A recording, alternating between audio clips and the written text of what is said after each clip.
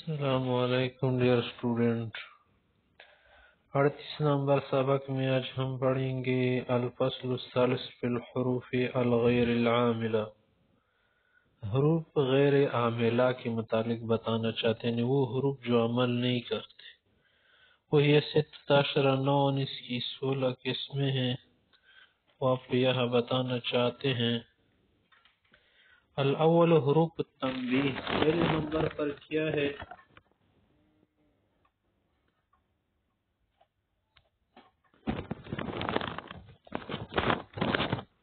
پہلے نمبر پر حروف تنبیہ ہے، یعنی وہ حروف جو تنبیہ کے لیے استعمال ہوتے، وہ کیا ہے؟ الا، اما، اہا۔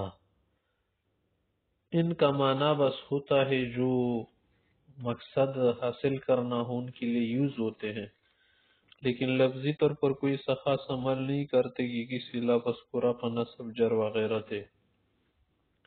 الثانی حروف الایجاب، نمبر 2 حروف ایجاب جو جواب کے لیے استعمال ہوتے ہیں، 6 ہیں۔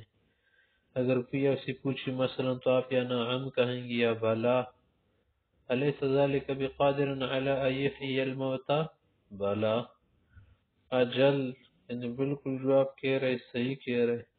ای، ہاں، ہے، ہو، بالکل جسے ہم بولتے ہیں جیر، ان، لیکن زیادہ استعمال بس نعم اور بلا کا ہی ہوتا ہے، اجل کا بہت کم ہوتا ہے، یا ان باقی کا۔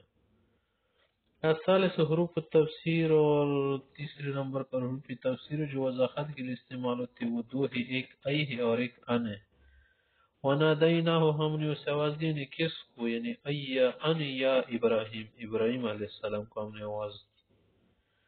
لیکن زیادہ جو ہے یا ای کا ای استعمال ہوتا ہے نا، حاشیوں میں بین السطور ای کا لفظ زیادہ استعمال ہوتا ہے، یعنی کے معنی میں لوگ لاتے ہیں۔ نمبر 4 ہے الحروف المصدریہ، وہ 3 ما، ان، بس ما اور ان کا زیادہ استعمال ہوتا ہے کہ فعل مضارع کو مصدر کے معنی میں کر دیتے کہ پھر اس مصدری لفظ سے آپ کیا کر سکتے ہیں؟ مبتدا خبر وغیرہ بنا سکتے ہیں، جملے کا کوئی جز۔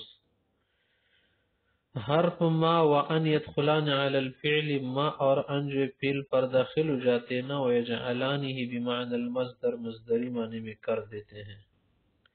الخامس حروف التحضید، نمبر 5 حروف تخزیز۔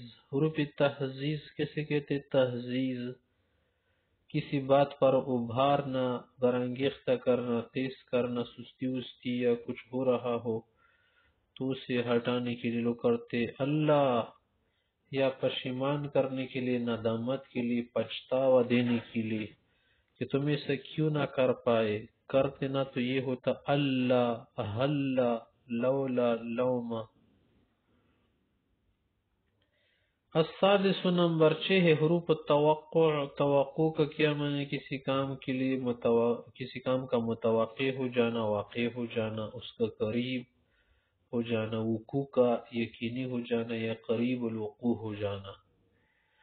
اور ایک ہے ان میں سے قد، وہی للتحقیق فی الماضی، ماضی میں تحقیق کے لیے بولا جاتا ہے۔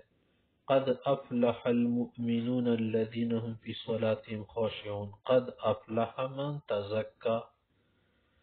ولتقریب الماضی الی الحال، کبھی کبھی قد بولا جاتا ہے اس لیے کہ ماضی کو حال کی قریب لایا جائے، یعنی قد شربا، پانی ابھی پی لیا، ابھی زیادہ ٹائم نہیں ہوا۔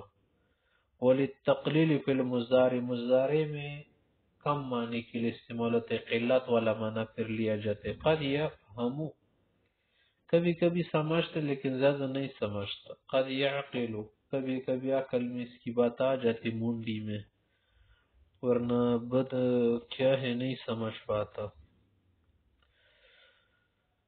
7 نمبر پر ہے حروف استفہام، جو پوچھ گچھ کے لیے استعمال ہوتے ہیں، کسی بات کے متعلق دریافت کرنا ہو۔ اور ان میں سے ایک ہمارے پاس ہے ما ہاذا، ما زیادہ استعمال ہوتے ہیں، حمزہ، اہاکذا، اتفعل وغیرہ پوچھنے کے لیے، حل تعلم وغیرہ، تو ہم اس طرح سے کیا کرتے ہیں؟ اس کو یوز کرتے ہیں۔